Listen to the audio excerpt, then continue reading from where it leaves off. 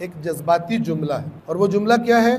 بعض اوقات فضائل پڑھتے ہوئے یوں کہا جاتا ہے جو یہ کرتے ہیں وہ قرآن بن جاتا ہے، یہ آگے چلتے ہیں قرآن پیچھے چلتا ہے۔ یہ غلط ہے۔ کیوں غلط ہے؟ میں اس جملے کو تھوڑا سا بدل دوں تو آپ کو بڑا کلیئر سمجھ آ جائے گا۔ بجائے میں یہ کہوں کہ یہ آگے چلتے ہیں قرآن پیچھے چلتا ہے، جو یہ کرتے ہیں وہ قرآن بنتا جاتا ہے، اس کو میں قرآن کی جگہ ایک اور لفظ کو بدل رہا ہوں تاکہ آپ کو پتہ چل جائے یہ کیوں غلط ہے۔ اور وہ بدلا ہوا جملہ یہ ہے کہ جو یہ کرتے ہیں اللہ تبارک و تعالی وہی کہتا جاتا ہے، یہ آگے آگے چلتے ہیں اللہ پیچھے پیچھے چلتا ہے۔ اس جملے کا غلط ہونا واضح ہو جائے گا۔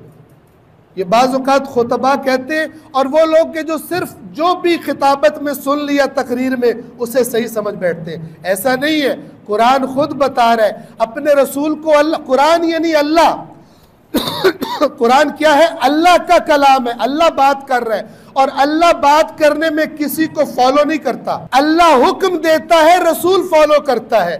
اللہ حکم دیتا ہے، معصوم امام فالو کرتے ہیں۔ توجہ کیجئے، ان ہستیوں کو معصوم کہتے ہی اس لیے کہ اللہ کی بات ماننے میں کبھی خطا نہیں کرتے، نہ کہ یہ آگے چلتے ہیں اور اللہ پیچھے چلتا ہے۔